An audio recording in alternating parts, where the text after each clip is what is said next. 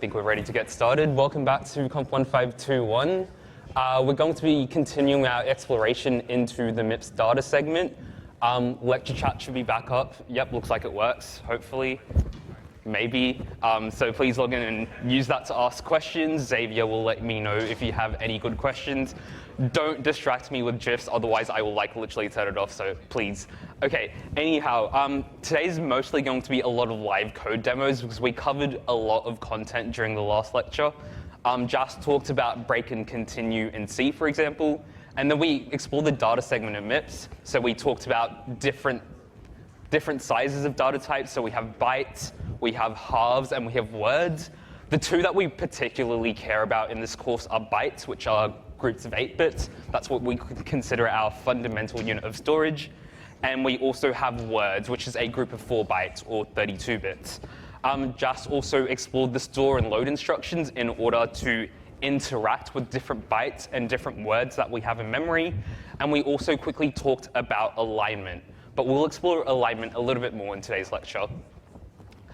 Okay, so today is going to be basically just entirely doing code demos. So we're going to be looking at incrementing a global variable, so a global variable being stored in our data segment. We're going to explore actually storing different types of things within the data segment and how that actually looks in memory. We'll be working with 1D arrays, so how do we store a 1D array in our MIPS program? Once again, using the data segment, as well as 2D arrays, structs, and maybe if we get time, we can talk about endianness. Although I feel like endianness doesn't really make sense until we talk about what a bit is, what a byte is, and that's in week 5. So I might leave the endianness until we get to week 5. Okay, so let's talk about global variables. Someone loves MIPS, that's good to see. Let's talk about global variables. So again, a global variable, which we talked about in week 1, let's zoom in to make that nice and easy to read. A global variable, do people want dark theme or light theme? Can everyone say dark theme just fine? Cool, lots of thumbs up. Okay, so we have a global variable which we've called global counter, and it's a global variable because it lives outside of any function. So this global variable is going to live for the entirety of the lifetime of our program, just like anything in the data segment. When we allocate memory in the data segment, that memory exists for the lifetime of our program. So here we have, someone's on Firefox Mobile, don't use Firefox apparently. Okay, so here we have a global variable which we're going to increment, and we can see that in order to increment a variable in C, we can use this ++ notation. Now, saying global counter ++ is really just the same as taking the value of global counter, loading it, adding 1 to that value, and then storing that back to global counter. So these two things are generally equivalent. This line of code on the right is generally equivalent to the line of code on the left. There is a very, very particular case where those two lines of code don't actually do the same thing, and we will see that in week 9 or week 10 when we get to concurrency. But for all intents and purposes right now, these two lines of code do the same thing. So we're going to increment this global counter by 1, so it's ideally going to go from 0 to 1, and then we're going to print out the value from that global counter. Okay, so we're going to take the C program and we're going to translate it to MIPS. So let's pull up the MIPS program on the right. Whoops, there we go. So there's our MIPS program, there's our C program. And the first thing we want to do is we want to increment this global counter. But before we can actually do anything with our global counter, we need to allocate it in memory. So we need to allocate it in our data segment. So before we can do this, we need to think about how do we actually go about allocating memory for an integer in the data segment. So if we go back to our C code, we can see that our global variable, this global counter, this integer starts off with the value 0. So 2 things to note here.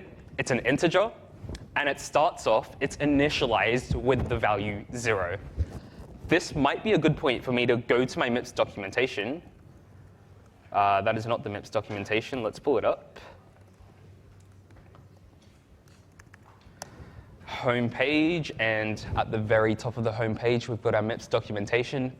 And we might want to scroll to the section on assembler directives. So this list of assembler directives gives us a list of different ways that we can set up our data segment, or how we can set up memory, for example.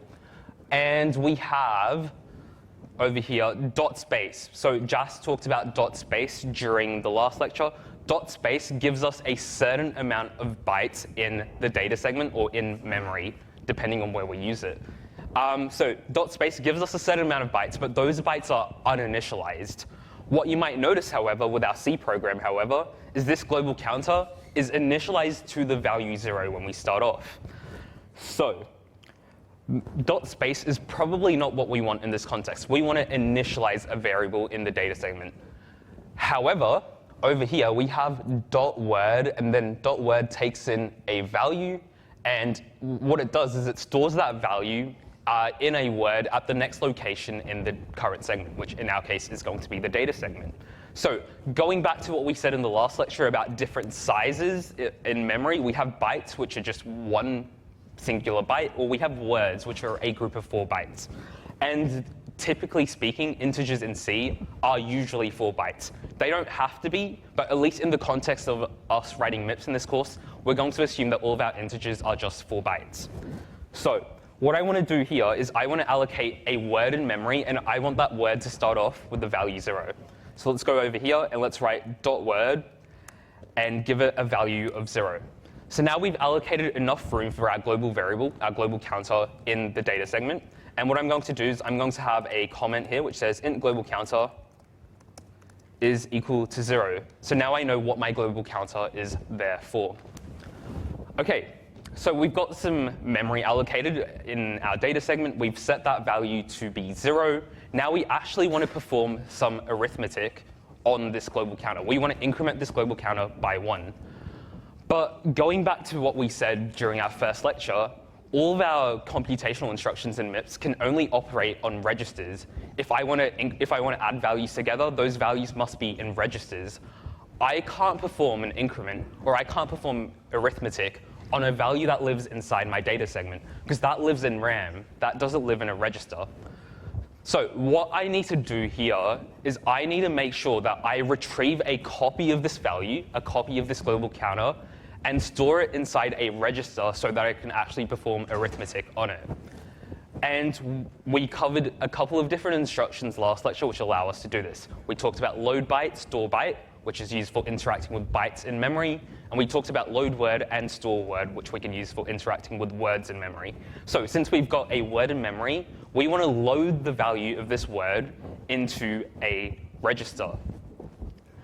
In order for us to actually be able to load a value into a register from memory, we actually need to know where that value lives in memory.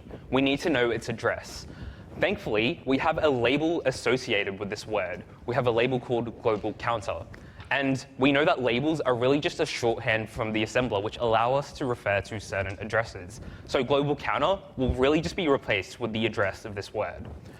So this means I can use the load address instruction, LA, in order to grab the address of this global variable and store it inside a register. So let's say we'll use T0 to store the address of global counter. Whenever I use registers in my MIPS program, I like to have documentation at the top just so I can keep track of what's going on without going insane. So $T0 is going to store the address of this global counter. Now that I know where this global counter lives, I can actually load from that address. I can load a word from that address. So LW, and I'm going to use $T1 to actually store the value that I've grabbed from memory. So $T1 is now going to contain a copy, keyword, a copy of the value that global counter has. So T1 now contains 0 because that's what's inside the global counter at the point in time where we made that copy. OK, so now we've got our value of global counter inside $T1. Now we can increment that, which is just an add-I instruction. So we want to take T1. We want to increase it by 1. Perfect. So now we've incremented our global counter, right? So this should mean that if I go ahead and if I pull the value of our global counter and try to print it, so let's load the value of our global counter again. So let's use $T0 again for the address of global counter. So there we go. Now we want to print it. So we're going to use system call 1 to print out this integer. We've loaded this. Now we need to, we've loaded the address of our global variable. Now in order to actually use that global variable, we need to load the value behind that address. So let's load that into A0 because we know that A0 is what our system call is going to print out. So A0, and that's going to be from global counter. Oh, I just realized that I gave something away which I did not mean to give away. We'll get back to that later. We know that T0 contains the address because we loaded that address into T0, so that should say that. Now, let's use syscall. So that is printf%d global counter. Ideally, I probably also want a new line, so let's just quickly add in some code to print a new line. Syscall 11 allows us to print a character. We know that new lines are really just a character. And over here, OK, so our global counter started off as 0. We took a copy of that global counter. We incremented it by 1. So theoretically, when we go to check the global counter again, we should see the number 1 being printed out.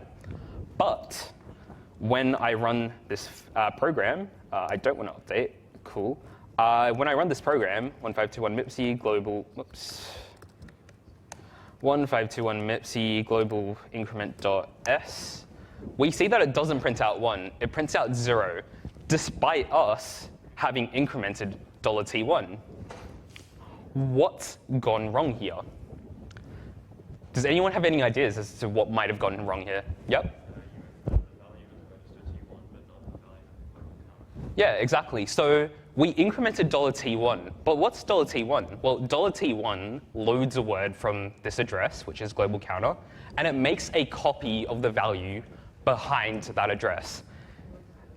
The issue here is it makes a copy. So $t1 isn't referring to the value inside global counter. It's referring to a copy of that value. So $t1 contains a copy. So when we increment $t1, we're not actually incrementing the counter.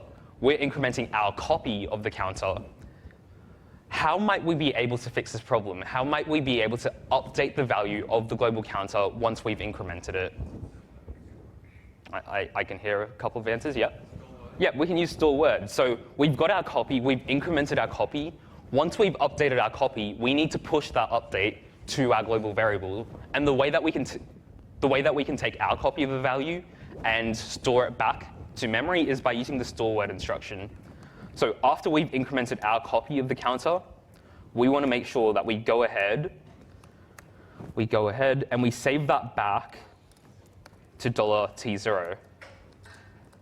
So all of this together takes a copy of the global counter, increments our copy, and then saves our copy back to memory.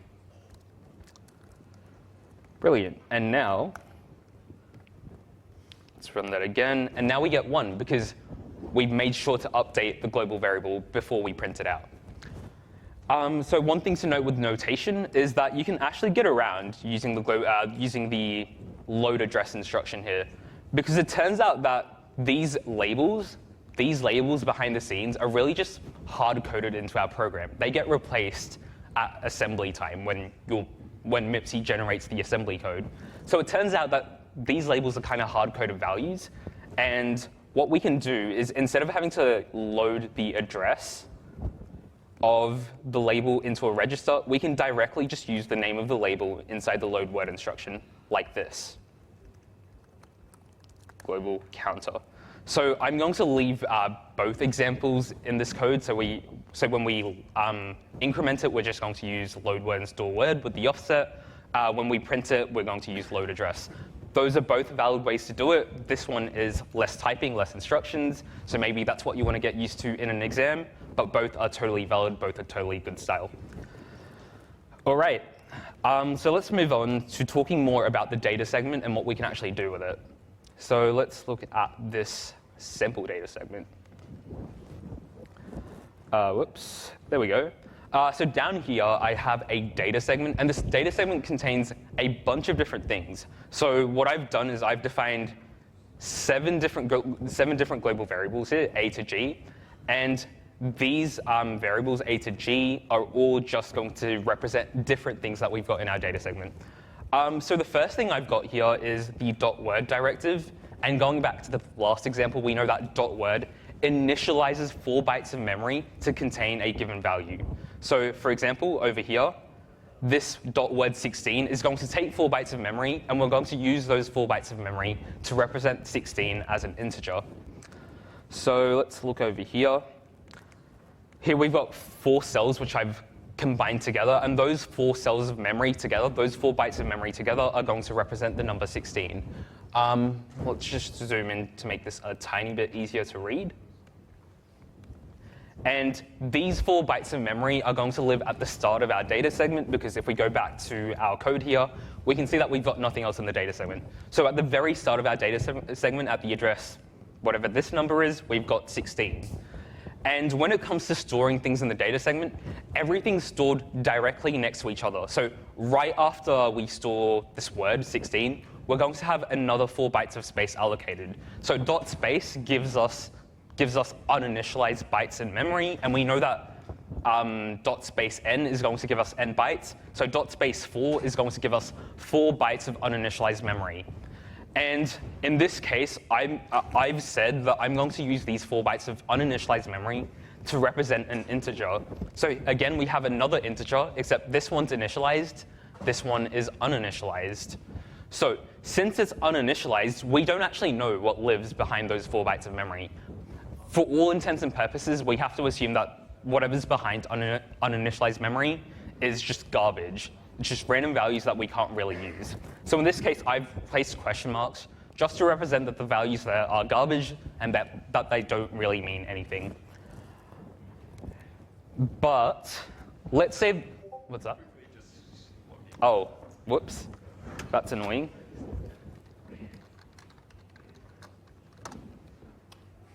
Incredible.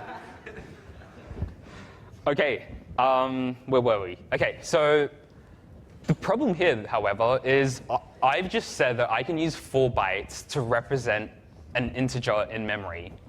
However, let's say I have an array of characters. We know that characters take up a single byte. So if I have an array of 4 characters, those 4 characters are also going to occupy 4 bytes.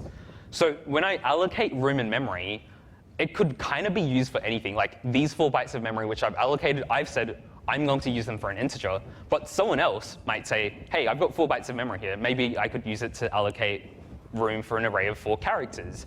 So that's why it's really, really handy to have a comment on the side just to remind yourself what you're planning to use that memory for.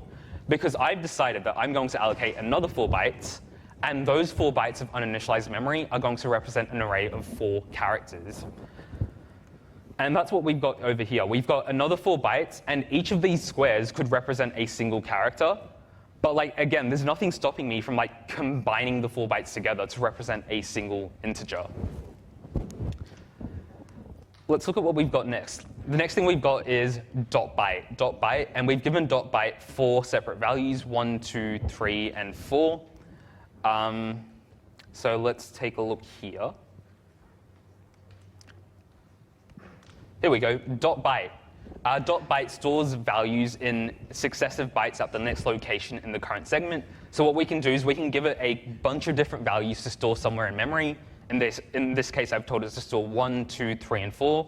And what it's going to do is it's going to store however many bytes in memory. So since I've got 4 bytes specified here, we're going to fill up the next 4 bytes in our data segment, 1, 2, 3, and 4. And each of those values are going to occupy a single byte each.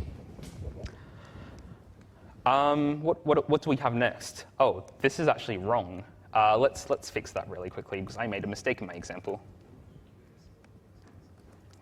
OK, so We're storing memory, but how do we access them? Do we use the labels to put them into a register? Yep, that's exactly what we did in the last example. So if we want to access a value in memory, it turns out that we can't really directly operate on things that live in memory. So what we need to do is we need to use instructions such as load word or load byte to get a copy of the value in memory into a register so that we can perform operations on it.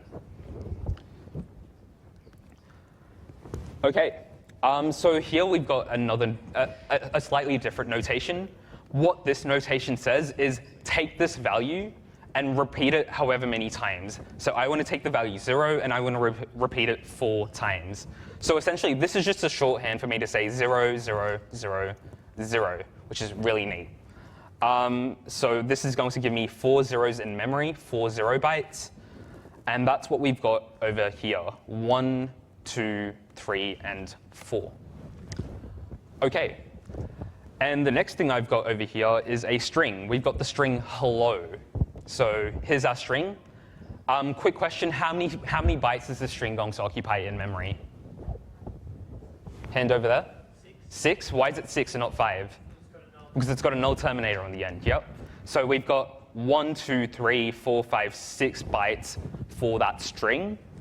And the final thing that I've got here is .word42. .word42 is going to allocate 4 bytes of memory for an integer data type, essentially. And I'm going to use those 4 bytes of memory to represent the number 42. OK, so we've got a data segment set up. So in theory, I should be able to just load any of these variables in. Like if I wanted to load the character at the start of the string, I could use the load byte instruction to load the first byte of the string. If I wanted to load this integer, I should theoretically be able to use the load word instruction to fetch a copy of it into a register. So maybe let's try that. Let's use this code over here. I don't know why I did that. Let's use this code over here to print out the value of the integer g. So what are we doing? We're using system call number 1 to print an integer. We're going to load the value behind the address g in memory, and we know that the address g should point to the number 42. So let's run this. 1521 MIPC sample data. That was not meant to work. That's awkward. Did I do my maths wrong? 1, 2, 3, 4, 5, 6, 7, 8, 9, 10, 11, 12, 13, 14, 15, 16, 17, 18, 19, 20. That shouldn't work. Wait, can you show me the code? Did I do something wrong here? Word automatically aligns if you do a dot space for video. Oh, does .word automatically? Oh, that's so sad. OK. Pretend you saw nothing there. Let's say dot space 4. And I'm going to use these 4 bytes of memory to represent an integer. So let's say int g. And let's store the number 42.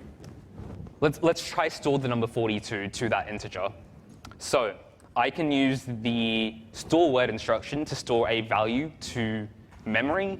I'm going to load the number 42 into a register. Let's say T0. T0, 42. And now I can use the store word instruction to save T0 to G. So G is equal to 42. OK. So what happens if I were to try run this program? I should theoretically be able to save the number 42 to G over here. But if I run it, here we go. Unaligned access. Finally, we made our code fail on purpose. Unaligned access. The instruction that failed was the store word instruction over here. And this failed because store word requires a 4-byte alignment. So maybe now's a good time to recap over what alignment is. So it turns out that CPUs are hard-coded by electrical engineers to be super, super, super duper fast. And any instruction which is designed to operate on memory with words, so 4-byte types, has been hard-coded so that when it takes in a word, that word needs to be at an address which is a multiple of 4. Currently, this address G is 0x100 10017. That is not a multiple of 4. So since we're trying to load a word from an address that's not a multiple of 4, our CPU starts to complain. It will probably raise an exception if we try to run that code. So the trick here is if we have a 4-byte value, so for example, an integer data type, we need to make sure that it's aligned to an address that's a multiple of 4. Because right now, it's not. Right now, it's all the way over here. So what I've done, just to make this very, very clear, is, well, we know that memory is a 1D array, but just to make it easy to visualize, I've split it up so that we've got groups of 4. So over here, we've got 16. 16 is aligned to a multiple of 4, so we can see that it occupies a row. Here we've got B. Incredible. That's why I'm not looking at the screen. OK. Over here, we've got another dot space 4, I believe. Over here, dot space 4. In fact, let's just screenshot this and throw it in there so it's easy to see.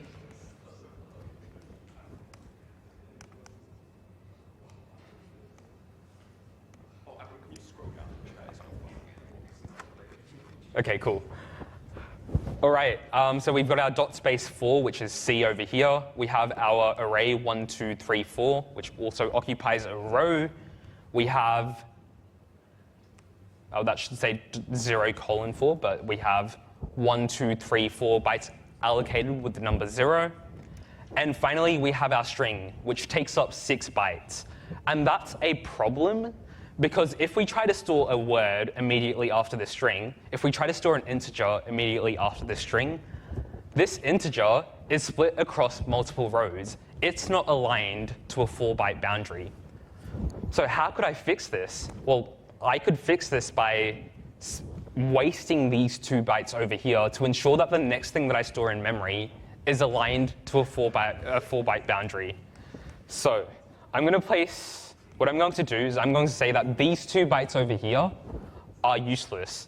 These 2 bytes over here are not actually going to be used for anything, so that when I try to store the number 42 to these 4 bytes, that number 42 is aligned to a 4-byte boundary. Does that only work with 4 bytes, or is it also with halves as well? Halves don't need to be aligned, do they? Yeah, halves do need to be aligned to a multiple of 2, right? Not a multiple of 4. Yeah, so with halves, we do need them aligned to a multiple of 2. Thankfully, we don't ever really use halves in this course. Okay. Cool. OK, so I'm going to say, OK, let's waste these 2 bytes, and now let's store the number 42 over here. So let's merge those cells, and let's store the number 42 there. That's more like a format painter. There we go. That's the wrong color. Cool. OK, so now we need to add something to our data segment to make sure that these 2 bytes of memory don't actually get used. Now, there's a couple of ways that I could go about doing this. Since I've manually calculated everything myself, and I can see that I need to waste 2 bytes of memory, I could say that after my string, I have a dot space 2, and now those 2 bytes of memory are going to be wasted just to make sure that the next thing we store in memory is aligned to a multiple of 4. However, it's very likely that I'm not going to bother keeping track of my memory every time that I write code, right? So it's very likely that I'm not going to know that it's going to be a dot space 2. What if it needs to be a dot space 3? What if it needs to be a dot space 1? That's why MIPC gives you another directive called dot align. Dot align. Let's just get rid of this terminal. Dot align, and I'm going to say dot align 2. And what dot align 2 does is it makes sure that the next thing you store in memory, the next thing that you try to store in the data segment, is aligned to a multiple of 4. So in this particular case, it's going to add 2 extra bytes of padding, 2 extra unused bytes, so that the next thing we store in memory is a multiple of 4. So let's say I shorten the string to hell, because alignment can be hell if you don't remember to use dot align. So I've shortened the string to hell, so that means that we're going to have our null terminator over here instead. What dot align 2 is going to say is, OK, I need to add 3 extra bytes over here, in order for the next thing in memory to be aligned to a multiple of 4. So .align2 will always insert the required amount of bytes for the next thing in memory to be aligned to a 4-byte boundary. Why is it .align2? Because 2 to the power of 2 gives you 4.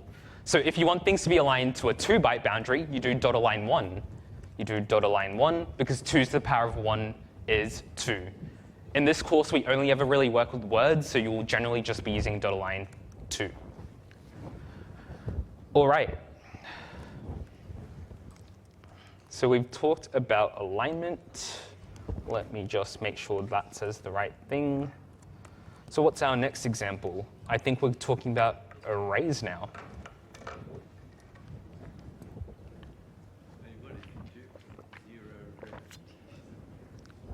Oh, that should be 4.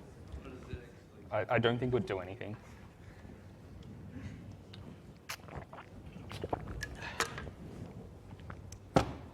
OK.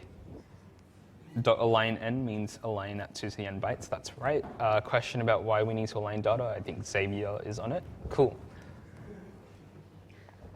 Why does a character take 1 byte yet an integer takes 4?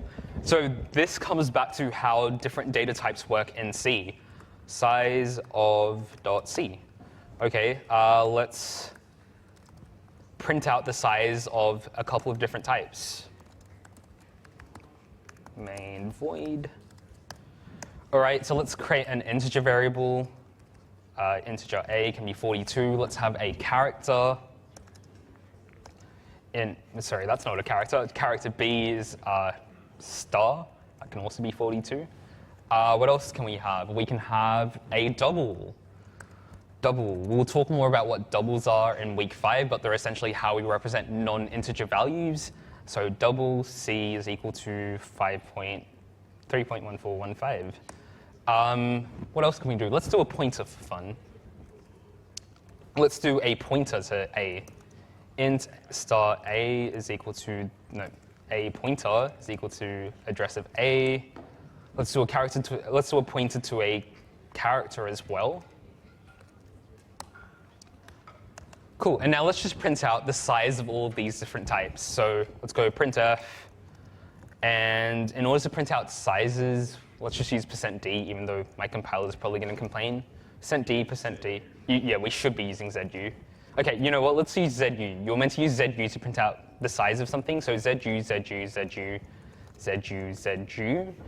And now let's just print out the size of each of these types. So we've got size of A, size of B, size of C, size of our pointer to A, and size of our pointer to B.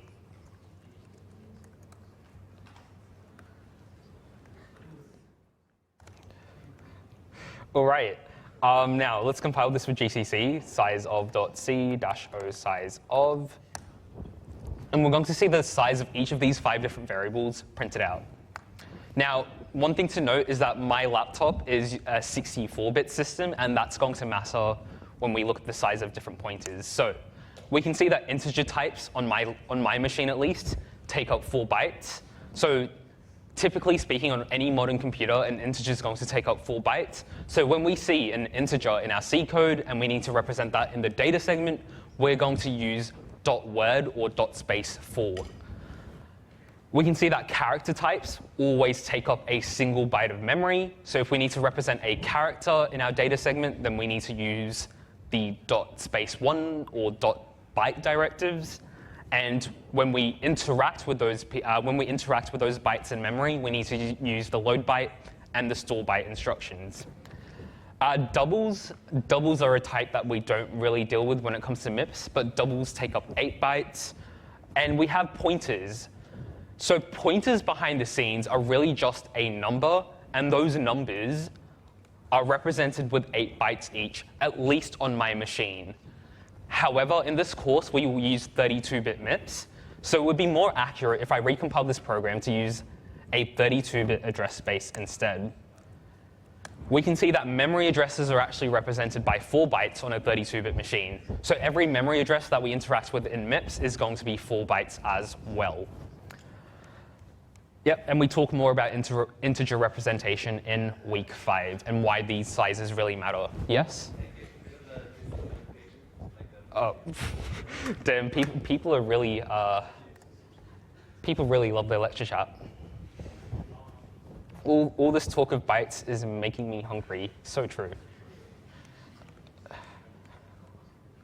All right, let's talk about arrays. Okay, so hopefully this program is relatively straightforward for everyone. I've also used a hash define, I've made a hash define and then didn't use it, so let's use it. There we go. Hopefully this all makes sense to everyone. If it doesn't, you might need to reconsider 1511, considering there's an array hurdle in that course. But essentially what we're doing is we're just printing out the elements of an array using a for loop. Hopefully nothing too special. Array.c. There we go. Okay, so we're printing out each element of the array. Again, nothing too exciting. But what I want to get a better sense of is where these different elements of my array actually live in memory. And the way that I can find this is by using the ampersand operator. We know that the ampersand operator in C gives us the address of something in memory, right? So if I wanted to get the address of all of these different elements, we could say ampersand array I. Ampersand array I is going to tell me where that element lives in memory. And in order to print out a memory address, well, memory addresses are really just pointers, so we can use %p to get a better understanding of what that is. Now, if I compile and run this program, we can see that these memory addresses are increasing by 1. Since we're using base 16, since we're using hexadecimal, after we go to 9, we go to 10, which is A, and then B for 11. So all of these memory addresses are increasing by 1 each time. Now, why does this matter? Well, let's say that I'm writing a MIPS program, and I know that all of my array, lives next to each other in the data segment. If I want to be able to iterate over my array, I need to know the address of each of these elements. Now, one thing that you might notice is, since we know the start address of the array is this, we can use the start address of the array combined with the offset to figure out the memory address of any element within that array. So I know that in order to get to array 3, for example, I can take the address of array 0 and add 3 to it. In fact, I'm going to demonstrate that right here. Let's add another %p. And I'm going to say that the address of any given element in the array is really just the same as taking the base address of the array, taking the address of the first element, and adding I to it, adding that offset. And hopefully if I compile and run this, nice, that should be a %. Let's try that again. Here we go. So we can see that by performing this calculation over here, by taking the base address of the array, taking the address of the first element, and adding my offset, I get the same address. One final thing to note here is that I could just replace this over here with array, because something that you've probably never tried to do in your C code before is just use the name of the array by itself. Well, it turns out that the name of the array by itself, without any square braces, really just gives you the base address of that array. So this array on its own, without an index, is really just a pointer to the first element within the array. So array plus I gives me the address of any given element within the array. And that's really, really important, because when I store this array inside the data segment,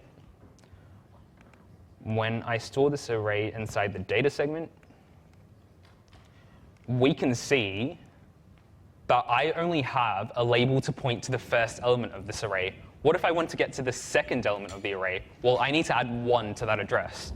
What if I want to get to the 5th element of the array? Then I need to add 4 to the base address.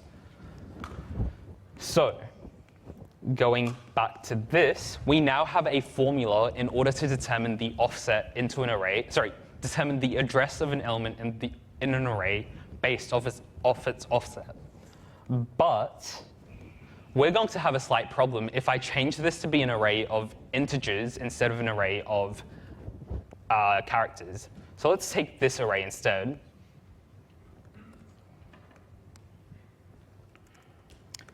And let's print out the address of each element in this array.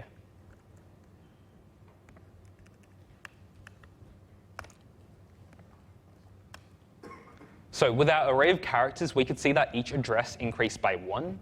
But when I use an array of integers instead, it doesn't go up by 1 anymore. It goes up by 4. So that's 8, that's 12, that's 0, that's 4, that's 8. Why do we think that it's going up by 4 instead of 1 now? Yep. Yeah, because each integer takes up 4 bytes. Before we had an array of characters, each character took up 1 byte. Here we've got integers, each integer takes up 4 bytes. So in order to get to the next integer in memory, we have to go over by 4 bytes each time.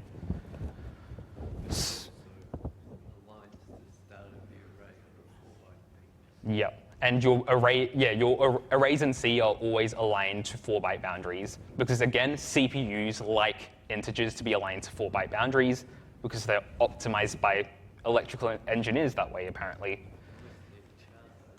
Unless they're what, sorry? Unless they're arrays of charge, yeah.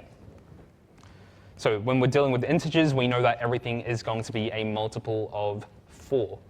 OK, so what I now know is that if I have an array of integers, my formula is that the address of array I is going to be the base address of the array plus 4 times I.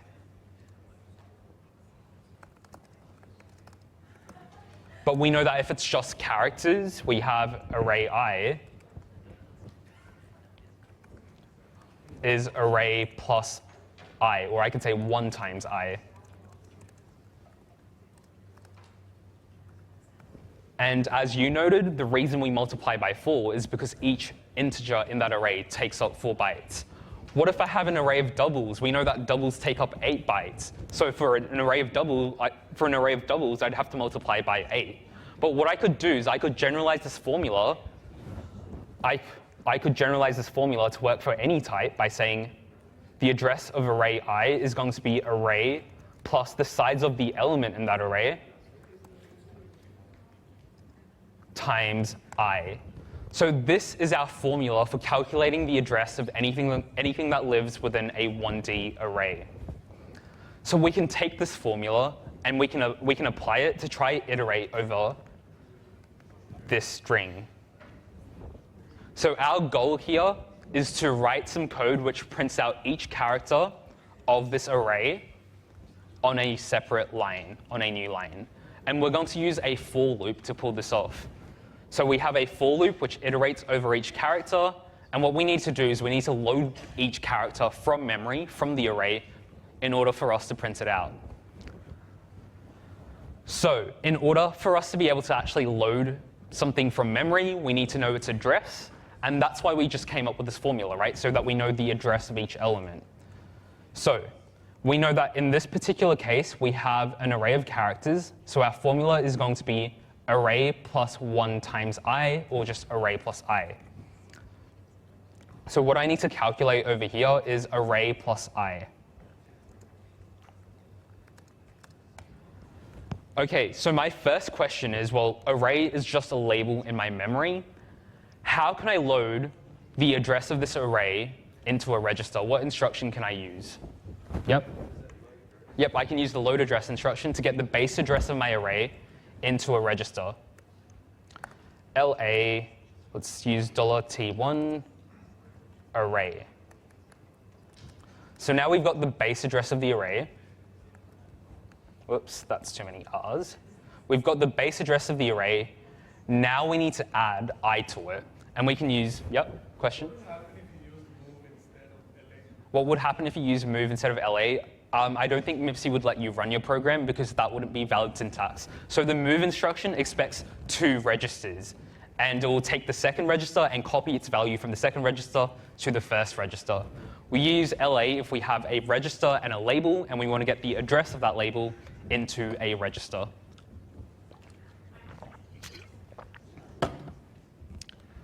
OK, so now I've got the base address of the array. Now I need to add I to it. So I can use the add instruction to take my value of I, which is inside T0, and add it to T1.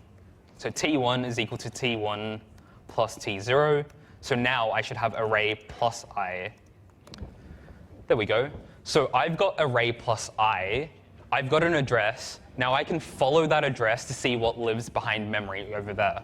In fact, something that I didn't show you over here, if we go back to this case where we had an array of characters, which I got rid of,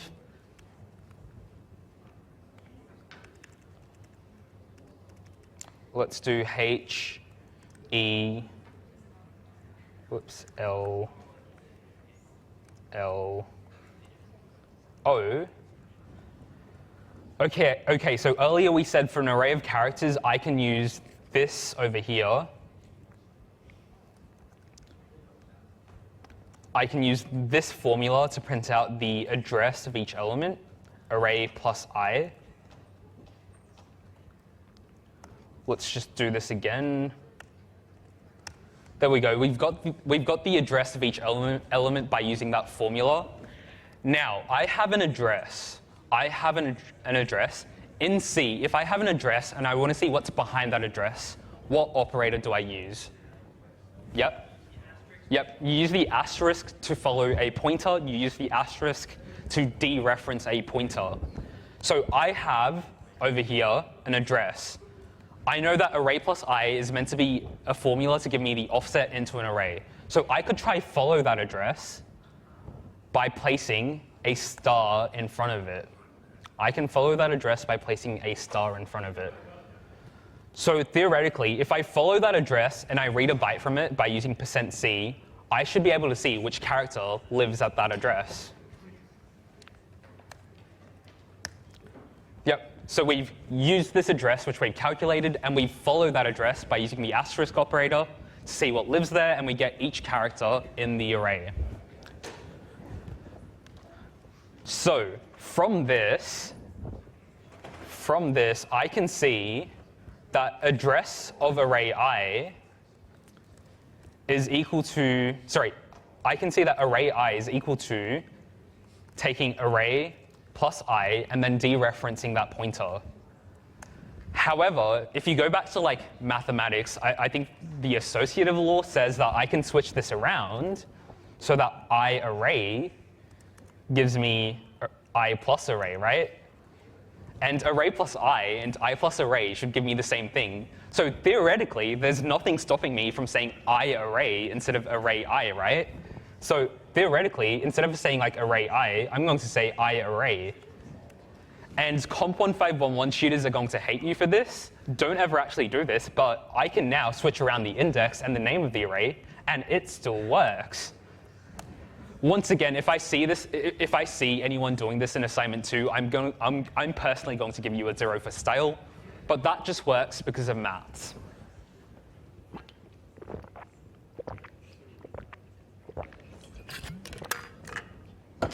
Okay, so going back to this, we've got our formula to determine the address of our array element.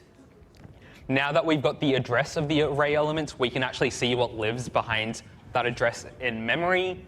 Since we're dealing with characters, since we want to print out characters, we want to use the load byte instruction. We want to use LB. So we want to load the byte behind this address in memory. Let's load it into A0 because A0 is what's going to be printed out by a system call. So let's go A0 $T1 because $T1 contains array plus I, which is our address. And finally, we can use syscall to print out the character in A0.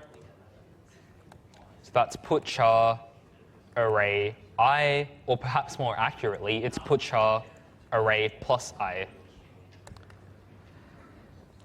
And now, oops, that shouldn't be there. Now if we run this program, 1521 MIPC array bytes, we get, that's not quite right. Why is that not quite right? It's because we start off with I equals 1 and not I equals 0.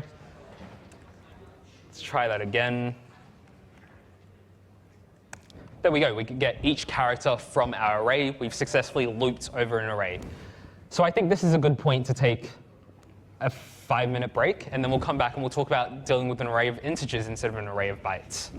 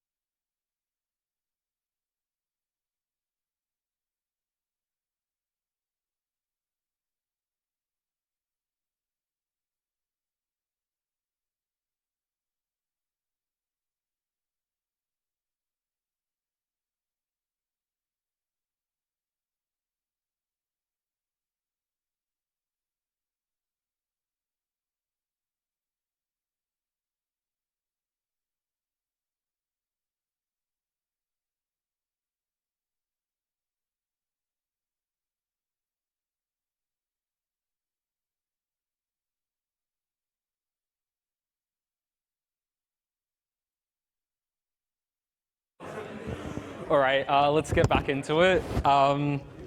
Now, one thing to note here is, here we use we had to write out 3 different instructions in order to load an address into memory, load the address of our array element into memory, perform the computation, then actually load from that address into a register.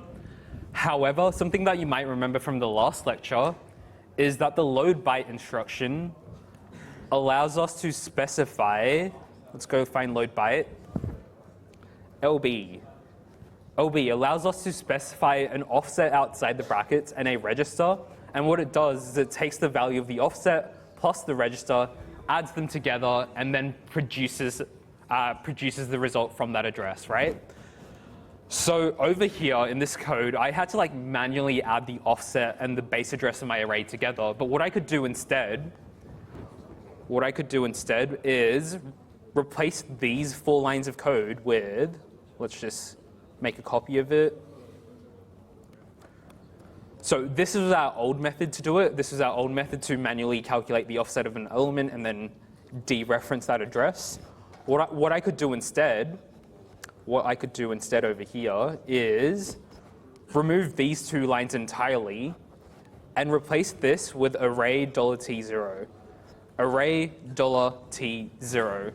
And behind the scenes, what this does is it takes the value inside this register and adds it to the value outside our brackets. So it's going to do array plus $t0. What's in $t0? Well, $t0 is just I. So it's giving us array plus I, and then it dereferences that address, which is exactly what we were doing over here. So it turns out that MIPC will generate will generate real CPU instructions behind the scenes where we'll add these 2 values together for us. So this just saves us from doing the typing ourselves. So this is equivalent to array plus I. When we follow that address, we dereference the address array plus I. So this is the notation that I'll be using from now onwards. Now let's go back to this example over here. This example is identical to the last one, except we have an array of integers instead of an array of characters. Was that a hand? No? OK. So why does this matter? Why does it matter that we're using an array of integers instead of an array of characters? Why is this going to affect our calculation? Yeah? Because an array of integers is separated by 4 bytes. Yeah, so each element's going to take up 4 bytes. So in order to get to the address of the next element, we need to add 4. Not just I, but 4 times I.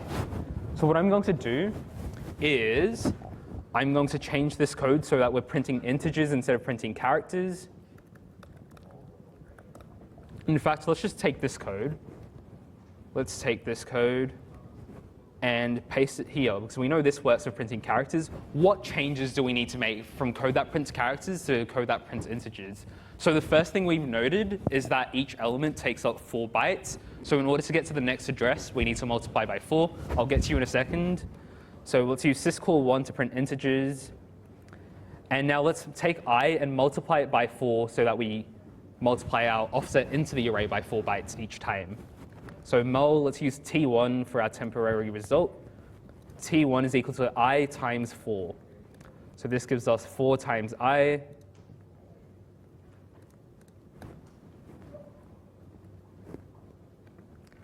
And now this is going to give us array plus 4 times I. If I do $t1, that's array plus 4 times I over there. And I want to print an integer, so that's printf %d. Hand over there. Yeah, no. OK. There's one more change that I need to make, however. So in the previous example, yeah? Instead of multiplying by 4, can we change the increment to 4? You could. That's one speedy way of doing it, and you can do that if you feel confident. So yeah, that's one way of doing it, and I think the other lecture slides even go through that method. If you feel confident, go ahead and do that. This is the most the most representative of the C code, but some compilers will actually optimize the code to increment by 4 instead. Yep, that's a good point. Anyhow, going back to this example, in the previous version, we had an array of bytes. We had an array of bytes down here, so we used the load byte instruction because each character takes up a single byte. If I go to this example, I have an array of words. We have 3, 1, 4, 1, 5. Those are integers. Each integer is represented by a single word. Now, since I'm using words instead of bytes, I can't use the load byte instruction anymore. I need to use the load word instruction to make sure that I load all 4 bytes which make up that integer into my register $A0. Now that I've loaded my integer into register A0, I can use the syscall to hopefully print it out. And let's give that a try. That should start from 0. My bad. Cool. OK. If we're looking good, that person doesn't have a question anymore. OK, yep, question? Yeah. So when you do the array function, does it automatically add a number to the T1? This isn't really a function. This is really just the syntax that we use in MIPC to say, please generate instructions which takes this value and adds it to the values inside here, the value inside that register. Okay. Yeah, so that's just an implicit addition. All right, yeah. One thing to note, however, this is valid. So array $T1 is valid. 16 $T1 is valid. It will add 16 to the value inside $T1. This, however, is not valid. You can't have a register outside and try to add 2 registers together. The value outside has to be a label or an immediate value.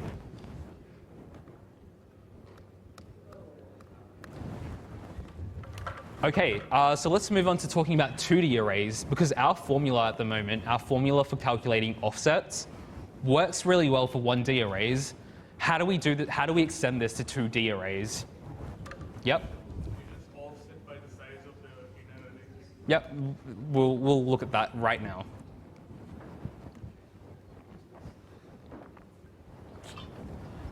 OK, so here we have a 2D array of letters. So we can see that we have rows over here, and we have 3 rows in our array, and each row has 4 elements. So it's a 3 by 4 array. But we know that RAM is really just a massive 1D array. So we don't really have the concept of 2D arrays in memory. We need to somehow represent this 2D array as 1D. And there is a very, very easy solution to this. We just simply take each row of the array and store it right next to the previous row. So I'll take this row, and I'll place it here. And I'll take this row, and I'll place it here. So when we take a 2D array and actually store it in RAM, each row is really just next to each other.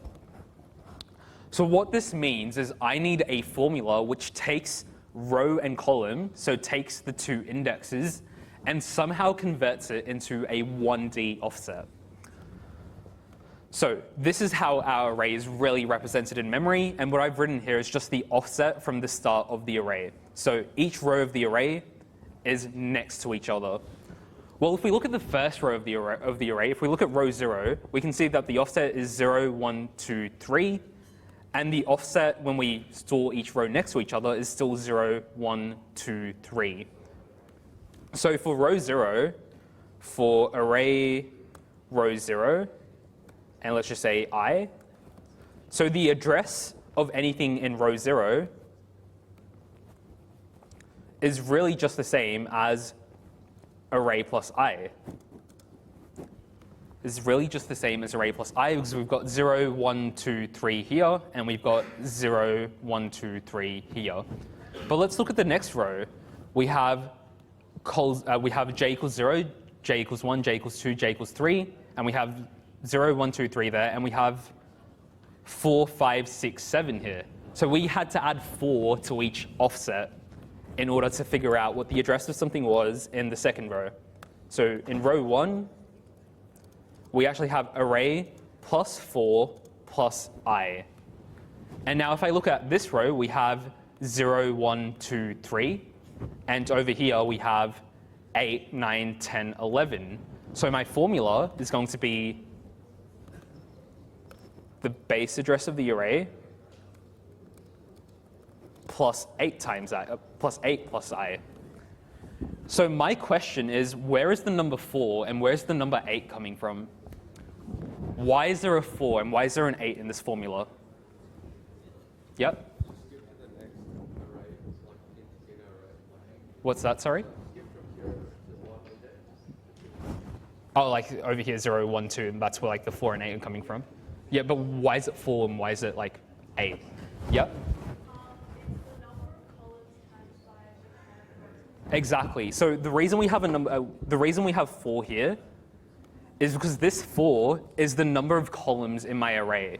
So this 4 is really just 1 times the number of columns. And if I look at this, that should say 2, my bad. If I look at this 8 is really just 2 times the number of columns in my array. So if I have array row col, what would be my generalized formula to figure out the offset into the array? Yep. Row number times column number? Row number times like column number? Let's go back and look at this row. Let's look at this example over here. We had to multiply the row number by n cols, because that would tell us how many elements we would have to skip past to get to the next row.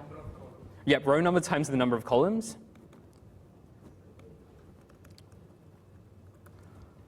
Plus col. So that's our formula to calculate the offset into a 2D array. So this is how we essentially take a 2D array and essentially translate each row over so that it looks like a 1D array and calculate the offset into that 1D array. Now,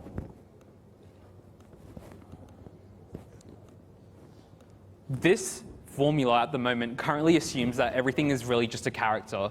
So it's assuming that everything takes up 1 byte. But what if I had an array of integers, a 2D array of integers? Well, just like before, I would have to take this offset. And multiply it by the size of each element. So that's our formula for indexing into a 2D array. We take the row number, we multiply it by the number of columns, so we know how many elements we have to skip to get to the right row. Then we add the column number to figure out where in the row we are. And since we might be multiplying by 4 for each element, if we have an array of integers, we need to multiply it by the size of each element. So there's your formula. Now let's apply this to here. Okay, so we have a C program that prints out this flag shape. And this is bad C code because it's not using the provided hash defines. And what we want to do is we want to translate this into a MIPS program. So we have our 2D array here. Do we have to remember that formula? Yes, you do need to remember that formula because you might need to index into a 2D array in the exam. But as you get a better feeling for arrays, that you'll be able to kind of like derive that formula yourself. Derive it from first principles. Anyhow, well, before we can really like translate this to MIPS, we need to simplify the program, right? I realize we haven't really demonstrated like simplifying nested loops, so maybe this is a good opportunity. So I can see that the first loop, well, the first trick is to take any for loops. Is that a hand over there at the back? No, that's just stretching. The first thing we want to do is convert everything to use while loops. So we'll take the initialization step out of the first loop, take the increment and put it at the end of the second. Oh, that's yucky. One sec. Take the increment and put it at the end of the loop. So that's row plus plus. Now we want to take the inner loop and we want to do the same thing. So turn that into a while loop, remove the initialization step and put it before the body, take the step, place it at the end. Okay, now the procedure is kind of the same as converting any regular old while loop to a simplified loop. So take the condition and invert it. So the opposite of rows less than n rows is going to be rows greater than or equal to n rows, and we'll change this to use an if. Now if I go here, I want to add a couple of labels just to describe what's going on with each step. So this is the initialization for my row loop, so I'll call it row loop init. Row loop init. We have a condition for our row loop, so that's row loop condition. Now we have row loop body and row loop step.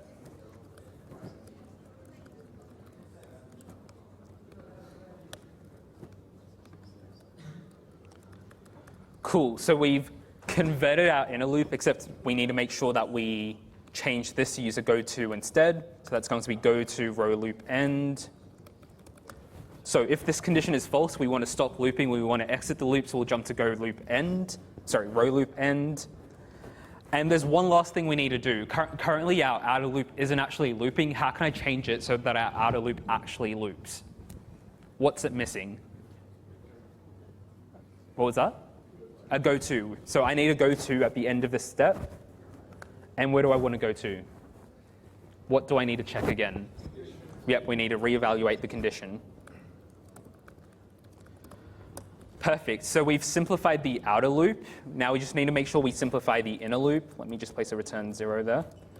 So same kind of process here. So you're going to have an init for the inner loop. You're going to have a condition, a body, a step, and an end. Need to change it to use a goTo instead. So goTo col loop end. Make sure to invert the condition and make sure to add a goTo.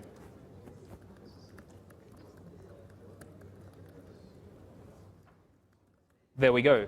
So now we've simplified our loop. There's one more thing I like to do when I'm simplifying code which contains arrays, and that is remind myself what formula I need to use in order to index into this array. So I'm going to add a comment to the side. And I'm going to say that the address of flag row col is going to be equal to the base address plus the offset times the size of each element. And how do I calculate the offset? Well, the offset is going to be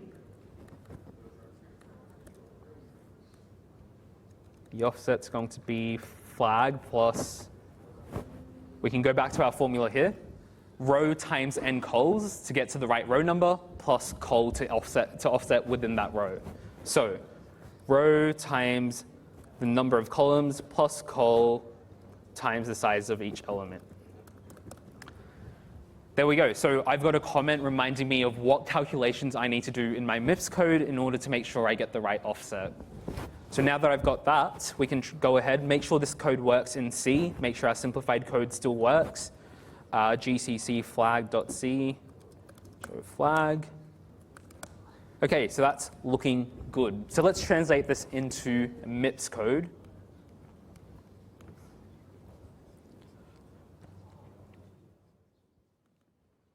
So right now, we just have a data segment with our 2D array already loaded in for us.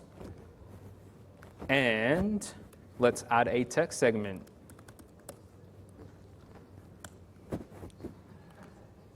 Whoops, let's get our C code on the side. Now, one thing to note is we have two hash defines at the top of our C code. We probably also want to have constants in our MIPS code. And in order to do constants in MIPSy, at least, we can go n rows is equal to 6. So that's how you define a constant in MIPSy. You just go name of constant is equal to value. Similarly, we want n cols is equal to 12. And now all we need to do is go line by line and translate each of these labels over. What country's flag is that? I don't know, that could be this, what has a cross? England's not centered though. I've forgotten all of my flags. What's that? Denmark? I don't think Denmark's centered. So true. Oh no, England is centered, yeah. Okay, $T0 I'm going to say is int row, $T1 I'm going to say is int column. And now we literally just copy these labels over. Say li t0, 0 is int row to 0, and so on. Now, I'm not bothered to translate every single line here. Instead, I'm just going to get to the juicy stuff, which is where we try to print flag row col. So let's go down to the fun part. Let's go to this line of code where we try to print flag row col. OK, so we need to use a system call to print out a character. So that's going to be li v011. We know that that's the system call to print out a character. And let's just drag this to the side. Syscall 11 print character. Syscall is going to put char flag row col. OK, so now I actually need to calculate this offset. We know that the formula for the offset is going to be row times n col plus col. Well, we know that row lives inside $t0, so I'm going to take row, and I'm going to multiply the value of row. I'm going to multiply the value of row with n cols, because we know that n cols is the number of columns we have within a given row. So that's going to be row times n cols. Now on the next line, we're going to add col to that value. So we're going to use add. That's going to be the add I. T2 is equal to T2 plus col. Where does col live? Well, col is actually in a register, so we can't use add I. Col lives in $t1. So that's plus col. And then finally, we need to multiply by the size of each element. Well, here we have an array of bytes. It's an array of characters. We know that each character takes up 1 byte. So size of element is really just going to be multiplying by 1. So technically, we don't need to do anything here. We could just say T2 is equal to T2 times 1 for size of element. Technically speaking, you don't need this line of code, but I'm going to leave this line of code in the example just so that you remember to do it for an array of integers, for example. Now that we have the offset, we can use the load byte instruction. Let's load it into A0, and we want to load from a flag plus the offset, which is in $t2. And that should print out from flag row col. Yep.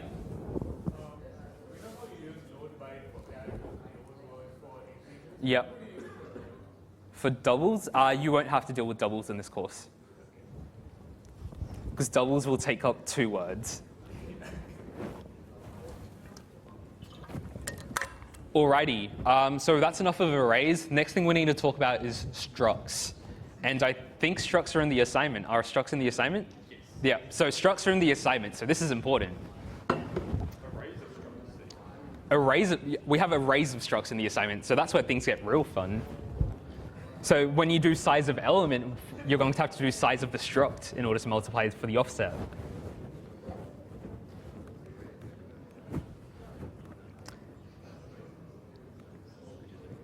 Bloons Tower Defense. OK, I've got an assignment idea. We're doing Bloons Tower Defense in MIPS now. Thank you for the suggestion, whoever that was.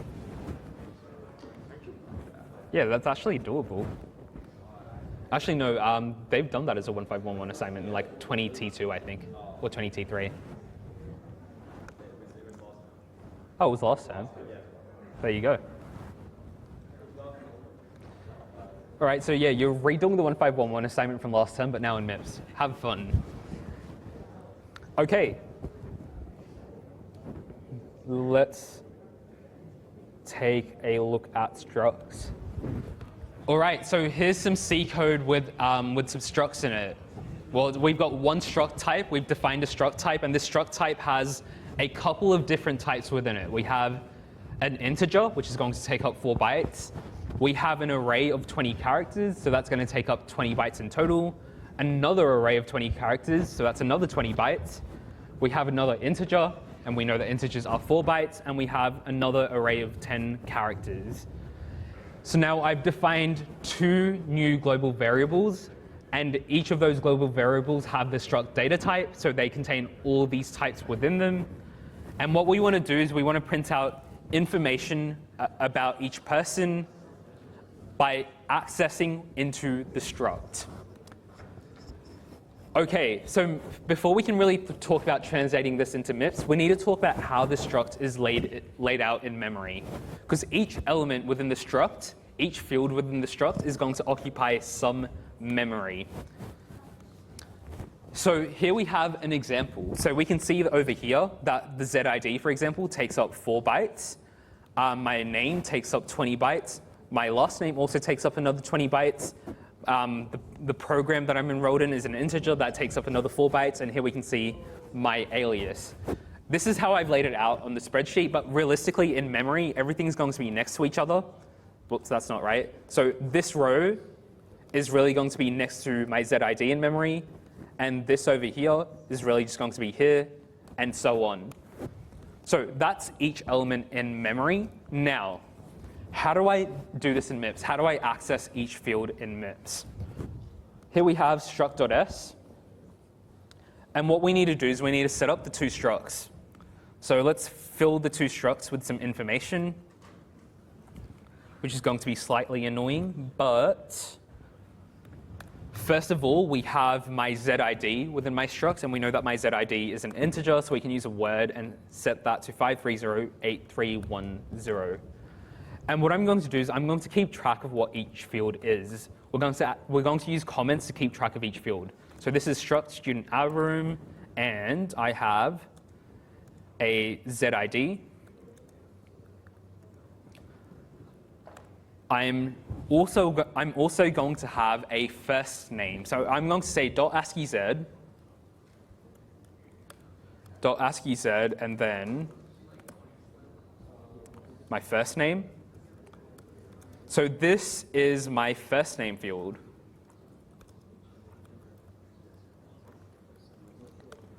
And now I'm going to add my last name. And that's my last name field.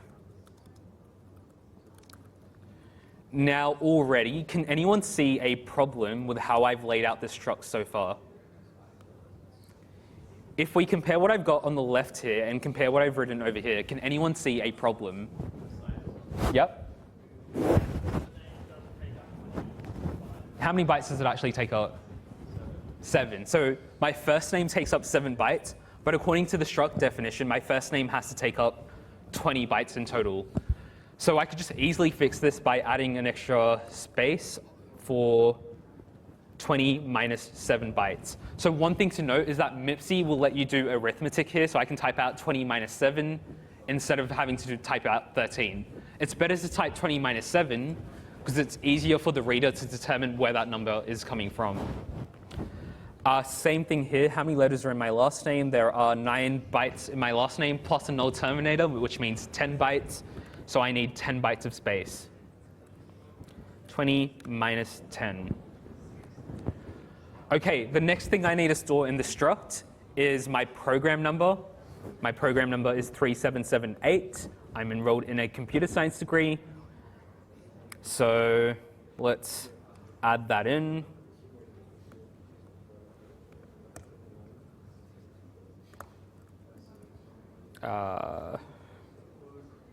.word, and that's going to be 3778, and that's going to be int program. Is it? Yeah, int program. And the final thing we've got is my alias. My alias is another string, and we need to note that here. Char alias, and that's going to take up 10 bytes. Since that's meant to take up 10 bytes, but I only have 8 here, I need another space. So that's 10 minus 2. OK, so we've laid out our struct in memory in the data segment. We've laid out the struct. OK, so my struct is fine. Now what I'm going to do is I'm going to set up another struct for Xavier.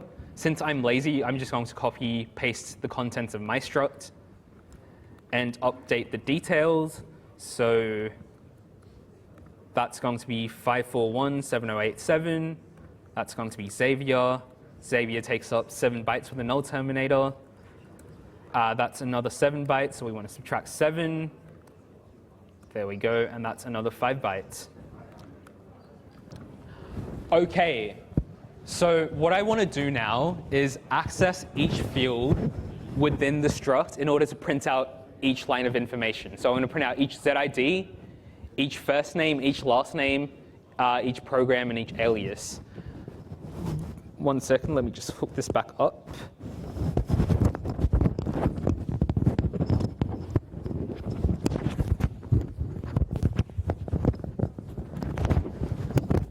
Okay, good enough. People at the back, can you still hear me? Cool. All right. So what I want to do now is access each field of the struct. So at the moment, I'm going to load my struct into $T0. So we're going to print out the contents of my struct, $T0. Yep.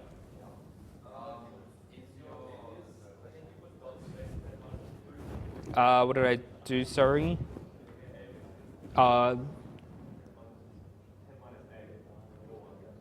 Oh, that should be 10 minus 8. Yeah, you're right. Cool. Okay, thank you. Now, how do I actually know where each of these things live within the struct? So for example, if I want to print out my ZID, how do I know where that lives inside the struct? Well, I can scroll down here, and I can see that the ZID is the very, very first thing inside my struct. So my ZID has offset 0 from the start of the struct. Now, based off my ZID taking 4 bytes, how far into the struct is the first name going to be? How many bytes after the start of the struct, how many bytes after this label is my first name going to be? 4, right? So we know that this takes up 4 bytes, so this is going to have an offset of 4 bytes from the start of the struct. So what I'm going to do is I'm going to define some constants. I'm just going to define them now, and what I'm going to call these is struct student offset. So we're going to have an offset for my ZID, and we know that my ZID is 0 bytes from the start of the struct. Now we're going to have another offset for the first name within a struct. So struct student offset first name, and that's going to be 4 bytes after the start of the struct. Now, how many bytes are there between the first name and the last name? How many bytes are there to get from the first name to the last name? 20, because we know that the first name takes up 20 bytes. So we know that struct student offset last name is going to be equal to 20 plus the offset for the first name. Okay, and now we have the program. How far is the program going to be from the last name? How many bytes does the program take up? Sorry, how many bytes does the last name take up? 20 again. So we know that the program is going to be 20 bytes after the last name. And finally, let's look at the alias. How far is the alias going to be after the program? Here's the program. How far is the alias going to be after the program? 4, because we know that our program number is 4 bytes. So in order to get to the program, we need to add 4 from the offset of the last name. Sorry, in order to get to the alias, we need to add 4 to the offset of the program. Struct student offset alias is going to be 4 plus this. So we've got some constant definitions just to keep track of where all of these different aliases, all of these different fields of our struct are relative to the start of the struct. And this is going to be really important because I need to know those offsets in order to access the right pieces of memory, the right field of memory relative to this label. So I'm going to take this. I'm going to take this, and I'll just paste the constants up top so we can use them. Brilliant. Yep. Why is the alias not plus 10? I want the offset to the start of a given data type. In order to be able to access a data type, I need the offset to the start. So for example, this over here is going to start at offset 0. This is going to take up 0, 1, 2, 3. This is going to take up 4, 5, 6, 7, 8, all the way up to 23. This is going to start from 24. This is going to start from 44. So it's going to take up 44, 45, 46, 47. So I want to know where this alias is relative to the start. So in order to get to here, I need to do 4 plus 20 plus 20 plus 4, which gives me 48.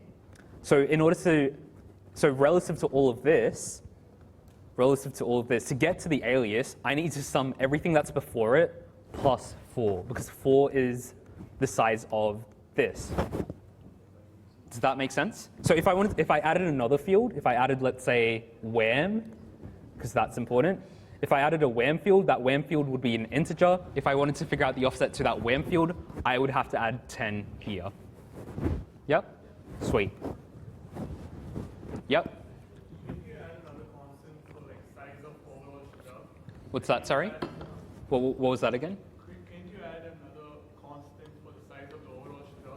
Yes, and that's going to be important if you have an array of structs. Yeah, so you probably, if you're dealing with an array of structs, and this technically is an array of structs because both of the structs are next to each other. If you did have an array of structs, you wouldn't want to keep track of the total size. So we can say struct size of struct student is going to be, well, 10, because that's the size of the alias, plus this. So yeah, that's a really good thing to mention. Sometimes you'll need to know the size of an entire struct, just in case you have an array of structs. Because if you have an array of structs, all those structs are going to live next to each other. And in order to determine the offset, you need to know the size of that struct. Very good point. OK, so now if I wanted to access the ZID, for example, I know that the ZID is the first thing within the struct. So I can go and access the ZID by loading a word. Load word, we want to load into A0, and we can say struct students offset ZID, because we want a ZID, and that's going to be $T0, because $T0 contains the base address of our struct. The base address of our struct, the struct that we want to print, is here. OK, now I want to print out a string, so I need to load the address of the string that I want to print out. In this case, I want to print out my first name, so I'm going to go load address, load the address of the string that we want to print out, and we're going to go struct student offset first name plus the base address of the struct, which is in $T0. Same thing over here with the last name. Let me just copy this because I'm lazy. And we're going to change it so that we print from the offset of the last name plus the base address of the struct. So that's going to be the last name. Now we want to print out the program number. So this time we're printing out an integer. The integer lives in the data segment, so we need to load it from the data segment. So we'll use a load word instruction. There, cool. So we want to load into A0, and we need the address of this integer within our struct, which we know is going to be this offset plus the base address of the struct. So we'll take this offset. We'll take this offset. Wait, where did I write to before? Oh, that's the wrong place. Move that up. Plus the base address of the struct. And finally, we have load word. Whoops, no, we want to load the address of a string into memory. In order to print a string, you need to load the address of that string. We can use the load address instruction. Where does the string live? Well, it's going to live all the way down here. We know the offset of that string is this. So we'll take that offset. We'll take that offset and add $T0. And theoretically, if I run this program, it should, yep. Yep. What do the brackets do over here? So actually, wait. Is this going to work for load address? Does load address support brackets? I don't think load address. Yes, It does support brackets. OK, cool. All right, so yeah, this is really just doing addition. So it's saying take the base address of the struct and then add this value to it. So for example, I know that my first name lives 4 bytes after the start of the struct, because this word over here takes 4 bytes. So in order to get to the first name, I need to add 4 to this address. So that's why I've created a hash-defined struct student offset first is equal to 4, just to tell me that the first name lives 4 bytes after the start of the struct. So $T0 contains the address of the start of the struct. I want to add 4 to access the first name from that. So I can go over here and say, give me the address that is 4 bytes after the start of $T0 by adding those two values together. So this notation takes the offset, takes the value inside the register, and adds them together. Does it update the value of T0 or no? It doesn't make any changes to $T0. So none of the code here actually changes $T0 besides this. Right, okay. So it will add it, but It won't actually modify $T0, no. So it actually uses a $AT register behind the scene to do it. Oh, okay. Yep. Why do we load into $0 register? Instead, we could just use struct name and then brackets the offset constant. So why don't I do this? The other way around here. Yeah. Why don't I do this? Now, I think MIPC doesn't actually let you do 2 constants, but you could do a plus like this. So the reason I loaded it into $T0 is so that later I could change this to print out Xavier's details instead of mine. So that's just a thing for convenience. And realistically, for example, in the assignment, you're going to be dealing with an array of structs. So since you're dealing with an array of structs, the array element's going to change, so the base address of your struct's also going to change. So that's why I've just used a register for this example. OK, so theoretically, I should be able to run this program and print all the details out from my struct. Let's go 1521 MIPC, struct.s. And it should theoretically print out all of my details, except I forgot a $RA on the end. So let's go add that. li v00 $RA to return 0 at the end. OK, let's try that again. There we go. It printed out all of my details. OK, so it works for my struct. But let's try this out with Xavier's struct instead. Let's try this out for Xavier's struct. It should also work. But let's go look at the data segment if we actually load this into memory. So let's pull up MIPC. No, that's not MIPC. There we go, MIPC. Let's load this program into memory.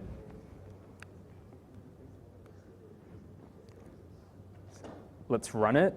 It's printed out all those details. But if I go look at the data segment, we can see our 2 structs loaded into memory here. And what I'm particularly interested in is let's count how many bytes Xavier's alias takes up. So we've got 1, 2, 3, 4, 5 bytes for the alias, and then 1, 2, 3, 4, 5 more bytes. And then, wait, no, I'm looking at the wrong thing. I want to look over here. Let's look at my alias. Let's look at my alias over here. We've got 1, 2, 3, 4, 5, 6, 7, 8, 9, 10. And theoretically speaking, both of our structs should be next to each other, right? If we look at how I've written my code here, if we look at how I've written my data segment, we can see that I've placed our 2 data segments right next to each other. But what I can see over here is 1, 2, 3, 4. What I can see over here is that there are 2 extra bytes over here. Is that right? Hang on, 1, 2, 3, 4. Wait, no. Yeah, there are 2 extra bytes over here. So 1, 2, 3, 4, 5, 6, 7, 8, 9, 10. That's my alias. Those are the 10 bytes I allocated for my alias. Then there's 2 bytes over here before another 4 bytes for before another 4 bytes for his ZID. So why are there 2 extra bytes just randomly out of nowhere? Why are there 2 extra bytes that we didn't account for? Well, this goes back to alignment. Over here, we've got a word, and in order to be able to use a word, we need it to be aligned to a multiple of 4. It turns out that dot word is smart in MIPSy, and dot word will automatically align itself to a 4-byte boundary. So even though this struct doesn't take up a multiple of 4 bytes, if we calculate this, 4 plus 20 plus 20 plus 4 plus 10, that takes up 58 bytes. 58 is not a multiple of 4, but the struct has 2 bytes of padding on the end to make sure that the next struct in memory is also aligned to a multiple of 4. This also affects structs in C. When you write a struct in C, it's going to have padding on the end if necessary, just to make sure that the next thing in memory is also aligned to a multiple of 4. So when we give you structs in the assignment, I think the structs we give you will have padding if necessary, so that's not something that you need to worry about, but padding is something that you should be aware of. How can we use this to find the size of a struct in a struct array? Well, we've calculated the size of the struct. We've done that calculation ourselves. Now that we know the size of the struct, if we ever need to access into an array of structs, we can use our formula. Address of struct array I is going to be equal to struct array plus I times the size of each element within the struct. Do we need to consider padding? Yeah, so when you calculate the size of the struct, you need to consider padding. So in my case, if I turn this into an array of structs, I would also need to calculate padding and add 2 just to know the size of each element within the struct, in the array. Yep? If we made the alias 12 bytes, yeah, we wouldn't need padding because the size of the struct would be a multiple for itself. Yep, that's another way that you could get around it. Okay, do we have any questions? That's it for content today.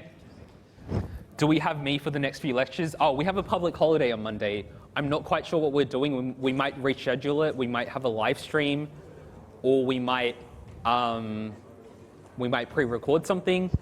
If you have a tutorial on Monday, your tutorial will be online instead at a different time. Okay, see you all next week, but not Monday.